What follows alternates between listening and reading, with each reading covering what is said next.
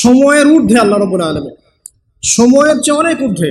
বরং সময় তো আল্লাহই সৃষ্টি করেছেন, আর আমরা সবাই সময়ের মধ্যে পড়ে আছি। আমাদের এখানে দিন রাত যেমন আল্লাহ রাব্বুল আলামিনের কাছে এমন নয়, মোটেই এমন নয়। বরং কিয়ামতের দিনটাই হবে আল্লাহ পাকের হিসেবে আমাদের দিনের চেয়ে 50,000 বছরের সমান। তাহলে এই সময়ের যে একটা আমরা গোলক ধাঁধায় পড়ে আছি, এক একটা গ্রহের সময় এক এক রকম, এক একটা গ্যালাক্সিতে সময় এক এক রকম। আল্লাহ পাক এগুলো ঊর্ধ্বে, চিরঞ্জীব, চিরস্থায়ী।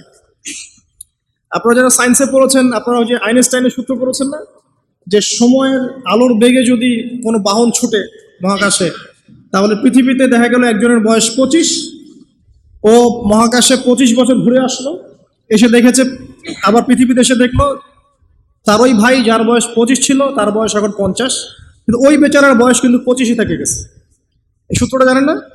তো সময় কিন্তু সব জায়গায় একরকম নয়, এখানে অনেক ব্যাপার আছে। আল্লাহ রাব্বুল আলামিন চিরঞ্জীব এবং চিরস্থায়ী।